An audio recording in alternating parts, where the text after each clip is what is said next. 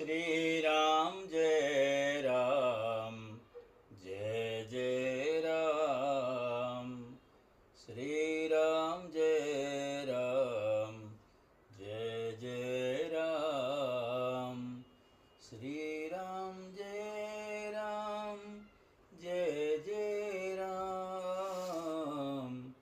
श्री राम जय राम, जय जय राम। बोलो सियावर रामचंद्र भगवान की जय। श्री वाल्मीकि रामायण की भाव यात्रा में आपका हार्दिक अभिनंदन है। अब हमारी यात्रा बाल कांड के 28वें सर्ग तक आ पहुंची है और इस सर्ग में विश्वामित्र का श्री राम को अस्त्रों की संहार विधि बताना तथा उन्हें अन्यान्य अस्त्रों का उपदेश करना,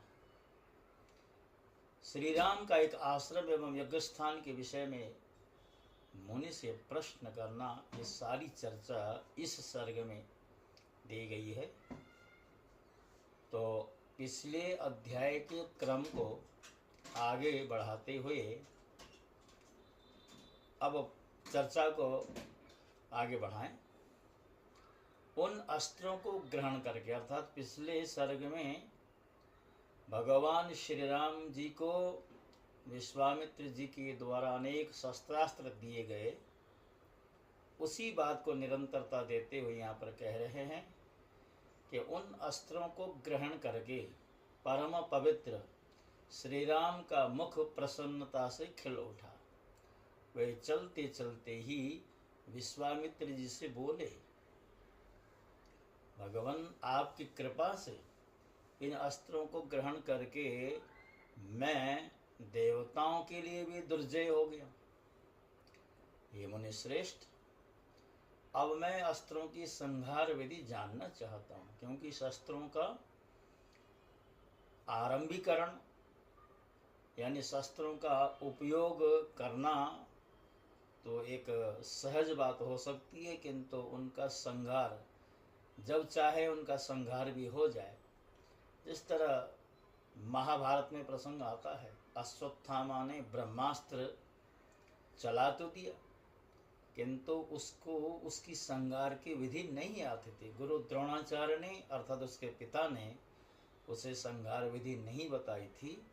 तो ऐसे जो बड़े बड़े शस्त्रास्त्र होते हैं उनके बारे में जहाँ एक और उनके प्रयोग का ज्ञान होना चाहिए, साथ ही साथ संहार की विधि का भी ज्ञान अपेक्षित होता है। तो यहाँ पर जैसे ही भगवान ने निवेदन किया है कि आप हमें इन शस्त्रों की संहार विधि बताएं, तो ककुत्स कुलतिलक श्री राम के ऐसा कहने पर महातपस्वी धैर्यवान उत्तम व्रतधारी और पवित्र विश्वामित्र मुनि ने उन्हें अस्त्रों की ही संहार विधि का उपदेश दिया। तदंतर वो बोले, हे रघुकुलंदन राम, तुम्हारा कल्याण हो। तुम अस्त्र विद्या के सुयोग्य पात्र हो, अतः निम्नांकित अस्त्रों को भी ग्रहण करो।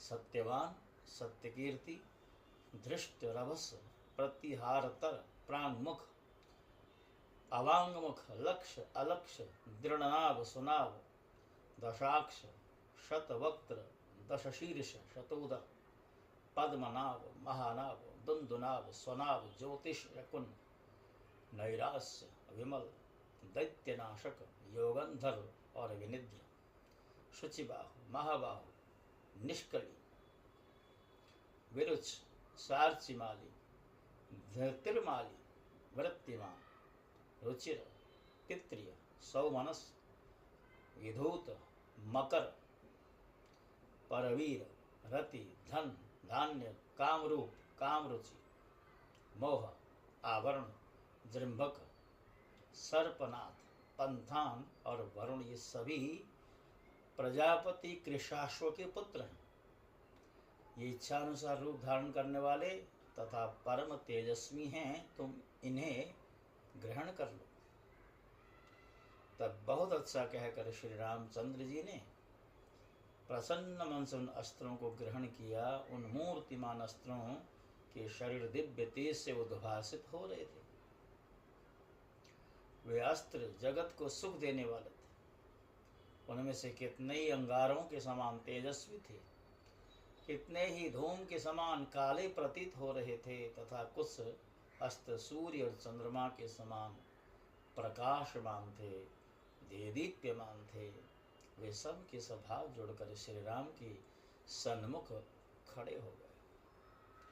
उन्होंने अंजलि बांधे मधुर वाणी में श्री राम से इस प्रकार कहा, हे पुरुष शंग, हम लोग आपके दास से आज्ञा दीजिए, हम आपकी क्या सेवा करें।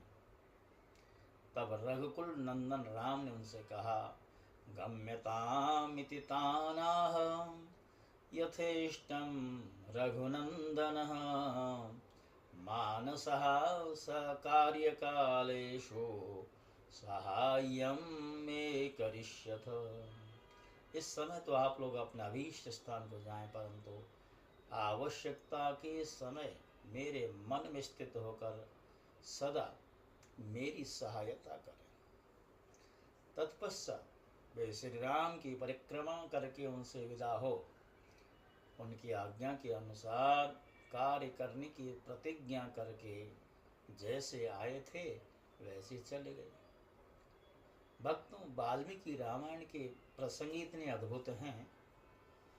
अब देखिए, इधर इस प्रकार उन अस्त्रों का ज्ञान प्राप्त करके श्री रघुनाथ जी ने चलते चलते ही महामुनि विश्वामित्र से मधुर वाणी में का पूछा, भगवन, सामने वाले पर्वत के पास ही जो यह मेघों की घटा के समान सघन वृक्षों से बड़ा स्थान दिखाई दे रहा है, उसके विषय में जानने के लिए मेरे मन में बड़ी उत्कंठा हो रही है।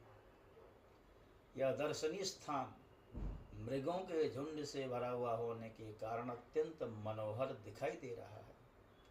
नाना प्रकार के पक्षी मधुर शब्दावली में इस स्थान की शोभा बढ़ा रहे। हे मनुश्रेष्ठ, इस प्रदेश की इस सुखमय स्थिति से यह जान पड़ता है कि अब हम लोग उस रोमांचकारी दुर्गम ताटका वन में से बाहर निकल आए। भगवान, मुझे सब कुछ बताएं, यह किसका आश्रम है। भगवान महामुने, जहाँ आपकी यज्ञ क्रिया हो रही है, जहाँ वे पापी दुराचारी ब्रह्म हत्यारे दुरात्मा राक्षस आपके यज्ञ में विघ्न डालने के लिए आया करते हैं, और जहाँ मुझे यज्ञ की रक्षा तथा राक्षसों के वध का कार्य करना है, उस आपके आश्रम का कौन सा देश है। हे ब्रह्मन, हे मणि श्रेष्ठ, हे प्रभु, यह सब मैं सुनना चाहता हूँ। भक्तों, ये जो 28वां सर्ग है, ये भी विगत कुछ सर्गों की तुलना में समान ही है। ये कुछ 2-4 श्लोक किसी में अधिक हैं तो किसी में कम है। तो इस 28वें सर्ग में मात्र 22 श्लोक है, और 22 श्लोक होने का मतलब अध्याय छोटा है, और जब अध्याय छोटा होगा तो आज की श्रृंखला भी छोटी होगी। और जैसा कि मैं आपको वचन देता रहा हूँ, जो कुछ लिखा गया है, वाल्मीकि रामायण की बात करें तो महर्षि वाल्मीकि जी के जो आप्त वाक्य हैं उनसे कोई छेड़छाड़ नहीं करनी। श्रीमद् भागवत की बात करें, महर्षि वेदव्यास जी की जो वाणी है, जो भगवत स्वरूप ही है, क्योंकि महर्षि वेदव्यास जी भगवान के ही अवतार, भगवान के ही अवतार हो करके भगवान की गुण लीलाओं का वर्णन उन्होंने जो किया है, जैसा कि भागवत में आया, तेनेयम वांग्मी मूर्ति प्रत्यक्षा वर्तते हरे, श्री सेवनात् श्रवणात् पापात् दर्शनात् पापनाशिनी। यानी जो भी ग्रंथ जिस इष्ट देवता का होता है, उस ग्रंथ के जितने भी वाक्य हैं वो सब उस इष्ट देवता की वांग्मयी मूर्ति हुआ करते हैं। तो इसलिए अपनी ओर से न कुछ जोड़ना है न घटाना है, श्रृंखला बेशक छोटी हो, किंतु इस बात की परवाह नहीं है। श्री वाल्मीकि रामायण का संदेश जन जन तक पहुँचे, यही हमारा प्रयास है। और हमारे इस प्रयास में आप सहयोगी बन सकते हैं। और सहयोग किस बात का? कोई आर्थिक सहयोग नहीं, मात्र आपने हमारे चैनल को सब्सक्राइब नहीं किया तो कर देना है, लाइक का बटन दबाना है, वीडियो को शेयर करना है, अधिकाधिक लोगों तक हमारे इस प्रयास को पहुंचाना है। इसी प्रार्थना के साथ आपसे विदा होता हूँ। जय श्री राम। ओम नमो राघवाय। बोलो सियावर रामचंद्र भगवान की जय।